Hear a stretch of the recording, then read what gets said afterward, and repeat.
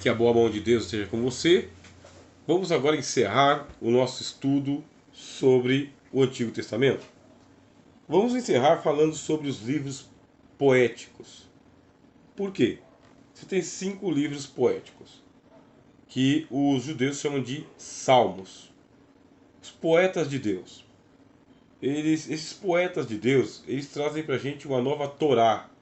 Você tem a Torá escrita por Moisés e você tem os 5 livros que é uma nova Torá, que é o livro de sabedoria. Começa ali com o livro de Jó. Jó não era judeu, nem os 4 amigos de Jó eram judeus também. Portanto, o monoteísmo não é exclusividade do povo de Israel. Haviam povos monoteístas antes de Abraão, ou na época de Abraão. Você vai encontrar o Abraão conversando com o Melquisedeque. Melquisedeque também era monoteísta. Os historiadores eles têm um consenso de que Jó é dos tempos do patriarca Abraão. Devia viver ali na Arábia. A terra de Uz, ela é mais ou menos ali na região da Arábia. O Jó é uma espécie de sheik das antiguidades, um homem rico.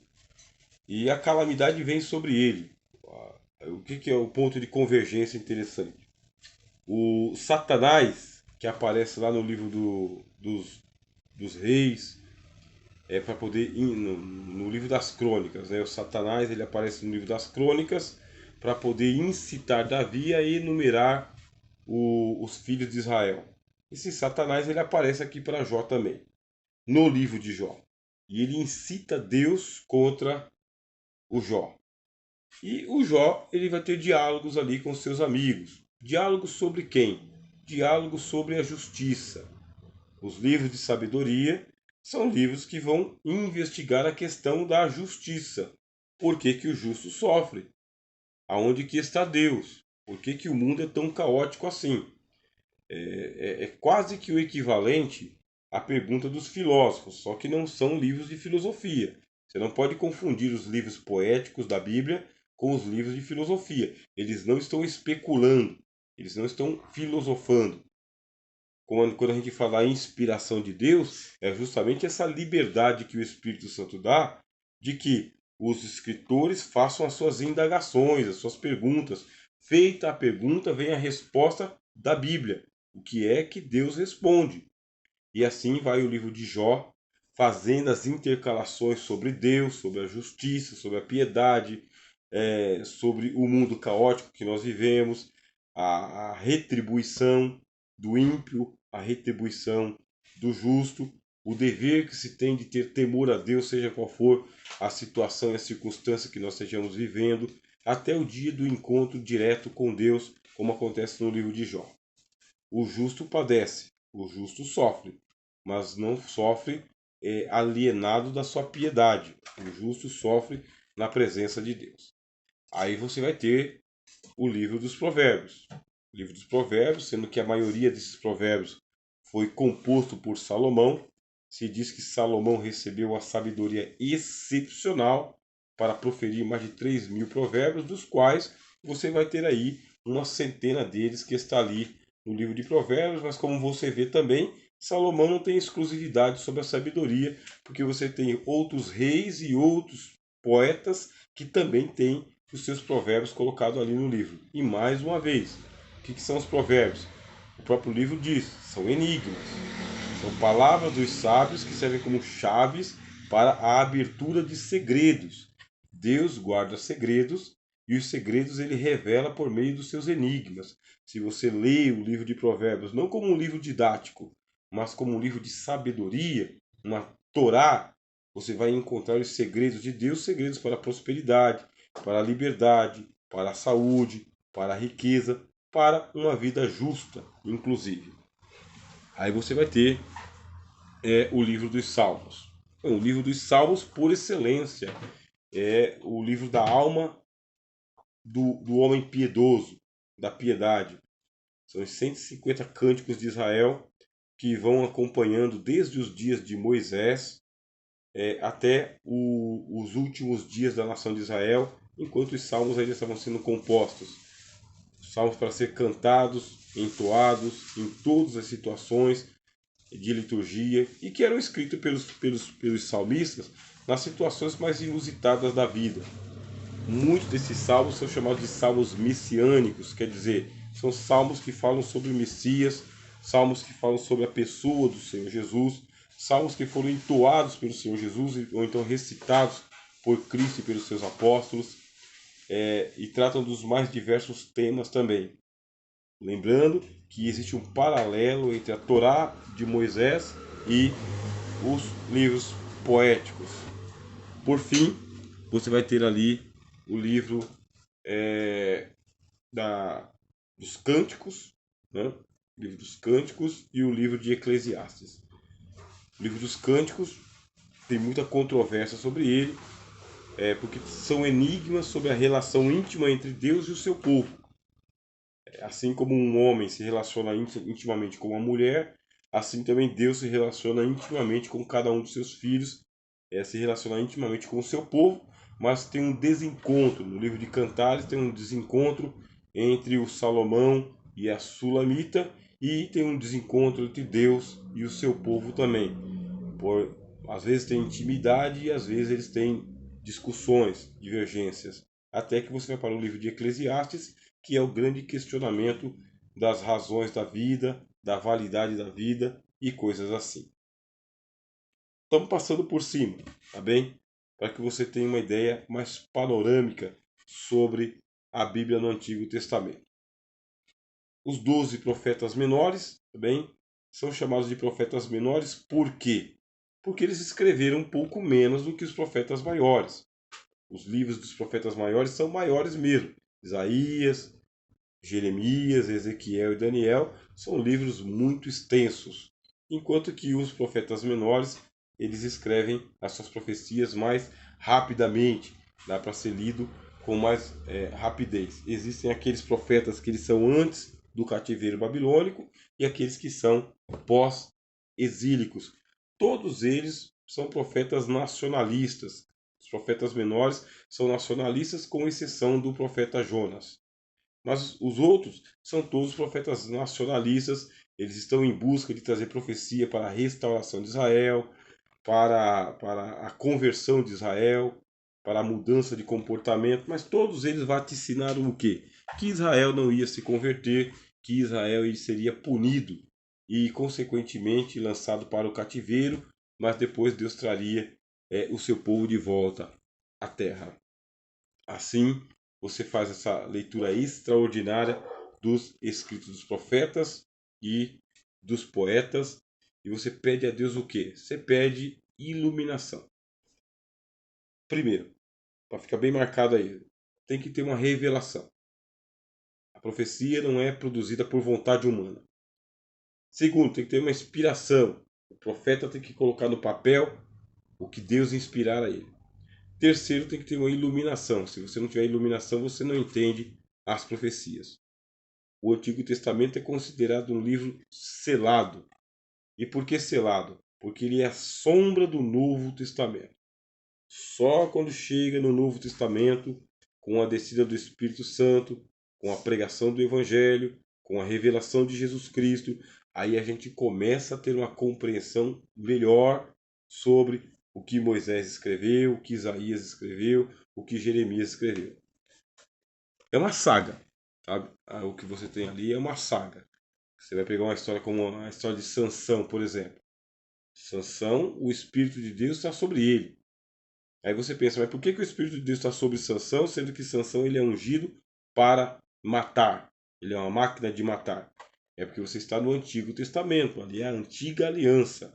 Não está em vigência o Evangelho ainda, o Evangelho não foi pregado.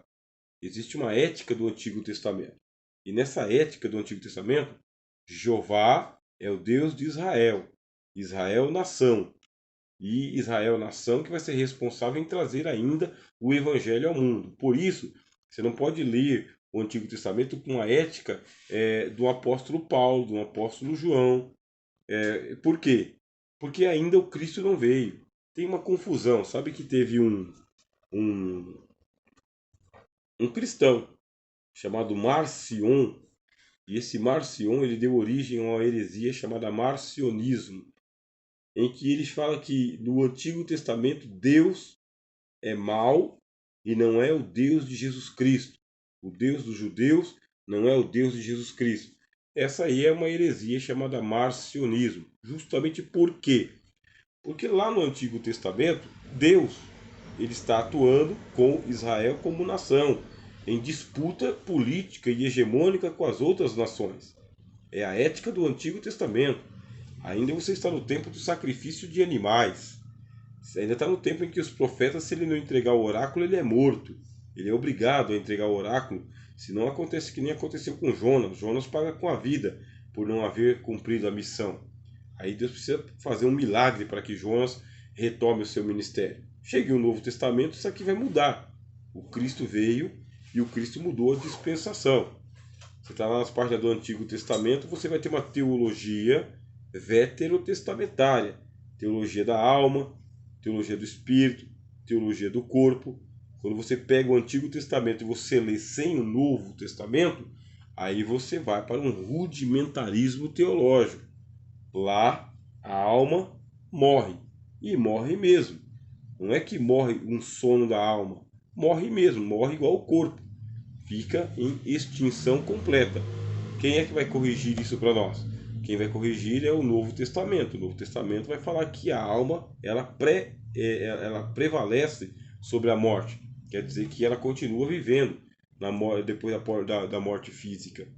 Por isso que quando a gente estuda o Antigo Testamento, a gente fala sobre revelação progressiva. Revelação progressiva significa o quê? Que há coisas que Moisés não sabia, mas que Davi ficou sabendo.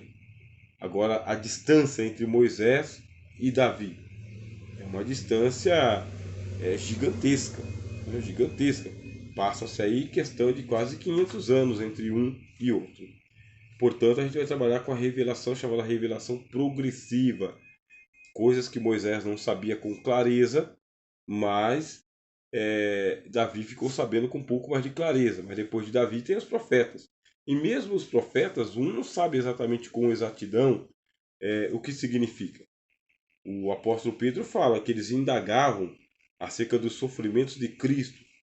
Por que o Cristo havia de padecer? E era dito para eles que essas coisas estavam reservadas para o futuro, não era para a geração deles. E é assim que se lê o Antigo Testamento, com muita calma, livro a livro, história a história. As dicas de estudo que a gente dá. Tenta montar uma cronologia. Existem boas cronologias que são disponíveis aí.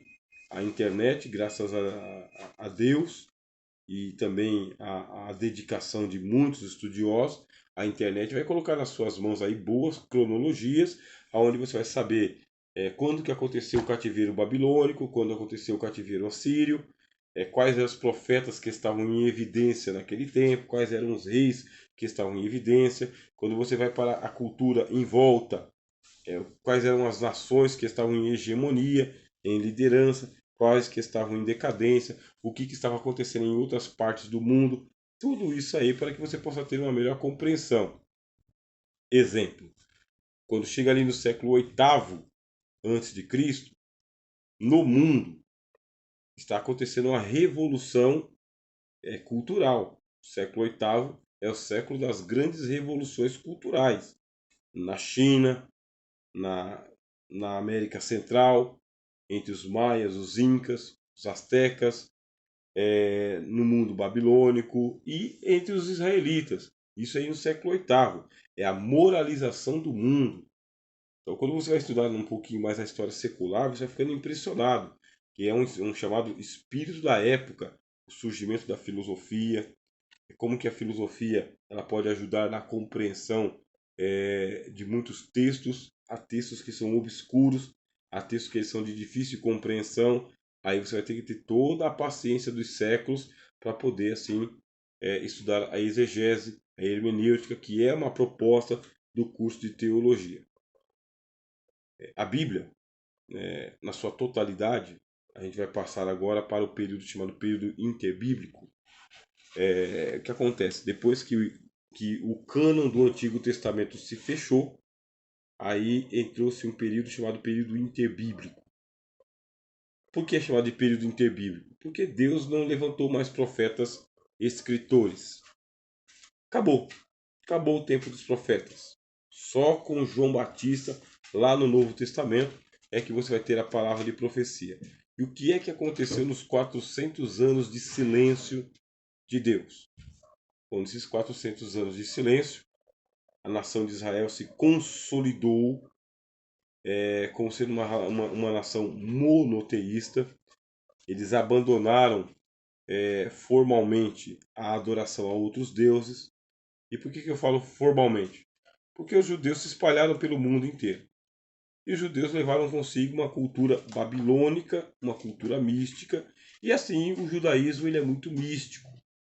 Quando você estuda o judaísmo, eles falam da Kabbalah, por exemplo. E a Kabbalah é justamente o estudo místico do judaísmo. Mas formalmente eles deixaram de ser idólatras, passaram a adorar um único Deus. Nesses 400 anos surgiram os gregos dominaram a Palestina, profanaram o templo de Esdras, que Esdras levantou. O templo foi profanado, Antíoco Epifânio ele sacrificou um porco no altar em dedicação a Zeus, o deus grego, mandou levantar estátuas dos deuses gregos no pátio do templo de Jerusalém, e aí surgiu a chamada Guerra dos Macabeus. Essa Guerra dos Macabeus vai dar origem aos saduceus, que é o partido político de Israel, mas não dura muito tempo, surgem os romanos. Quando surgem os romanos, eles estabelecem a paz romana, vão respeitar, e aí vão estabelecer Herodes, o grande tetrarca Herodes, como sendo o rei da Galileia. E o Herodes, que era idumeu, o Herodes ele reconstrói o templo de Esdras. Ainda é o segundo templo, tá bem? Ainda é o segundo templo. Mas o que acontece? Diz que o templo de Herodes ele era muito superior em beleza e formosura ao templo de Salomão. Herodes ele era um grande, empreendedor, e o templo dele foi inclusive ovacionado pelos apóstolos, né? Falando: ó Senhor, que grande templo é esse daqui. O templo que o Senhor Jesus foi é o templo de Herodes. E esse templo de Herodes ele foi construído em volta do templo de Esdras. Por quê? Porque o templo de Esdras ele era pequeno. Se você ler o livro de Ageu, o Ageu ele fala: vocês estão chorando, por quê? Porque vocês estão vendo esse templozinho pequeno aqui comparado com o templo de Salomão. O templo de Esdras ele foi feito com madeiramento, madeira. O de Salomão era feito com mármore. E o que fez o Herodes? O Herodes, sabendo de toda essa história do templo que tinha sido profanado pelos gregos, quando ele assumiu como sendo rei, ele mandou reconstruir o templo de Esdras, só que mais ou menos o seguinte, ele reconstruiu o templo em cima do templo de Esdras, em volta. Por isso que demorou mais de 40 anos para que o templo de Herodes ficasse ostensivo como era, e realmente era uma beleza. E os romanos tomaram conta. Isso aí está acontecendo tudo no período interbíblico, também nos 400 anos de silêncio. A Bíblia, o Antigo Testamento, ganhou bastante preponderância, bastante importância, mas não era só a Bíblia. Os judeus eles criaram em volta da Bíblia a chamada Torá oral e o Talmud. Então, o Talmud, como o Talmud babilônico, por exemplo, o Talmud ele era ele é uma coletânea de comentários sobre a Bíblia. É o que os anciãos, o que os sábios comentam. É a sabedoria dos anciãos. É a sabedoria dos antigos. Jesus falou: ouviste que foi dito aos antigos. É do Talmud que Jesus está falando. A tradição. E por isso, para competir com a Bíblia, tinha o Talmud. Aliás, até hoje, os judeus eles falam: você tem a Torá, a Bíblia. Mas a Bíblia sem a Torá oral não serve de nada. A Torá escrita sem a Torá oral, ela é incompreensível, é o que eles dizem. Para que se entenda a Torá escrita, precisa da Torá oral. E essa Torá oral é o Talmud, é a tradição dos antigos, a tradição dos sábios de Israel. Eles ainda falam de um outro livro chamado Zohar, e eles ainda falam de um outro livro chamado Mishnah, e eles ainda falam de um outro livro chamado Kabbalah. Quer dizer, são livros em volta do livro chamado Bíblia, para se entender a Bíblia. Eu lembro que um rabino, certa vez, estava satirizando os cristãos, e esse rabino ele dizia: os cristãos ele falam que nós não entendemos o nosso livro. Eles entendem o nosso livro e nós não entendemos o nosso livro. Aí ele estava satirizando os cristãos. E é o cuidado que você tem que ter. Você tem que ter um cuidado quando você estiver ouvindo os rabinos, porque eles vão satirizar o cristianismo e vão satirizar a fé cristã, dizendo que eles entendem, que nós não entendemos. O que nós entendemos e ensinamos? A Bíblia ela é composta por duas partes, Antigo e Novo Testamento. Nós estudamos um pouco sobre o Antigo Testamento. Agora se prepare para a gente estudar um pouquinho sobre o Novo Testamento. Aí a gente vai dar aqui também uma visão um pouco mais panorâmica sobre a teologia do Novo Testamento. Bem, sou o professor Rogério de Souza, junto com o Instituto Supera, e esse aqui é o seu curso básico em teologia.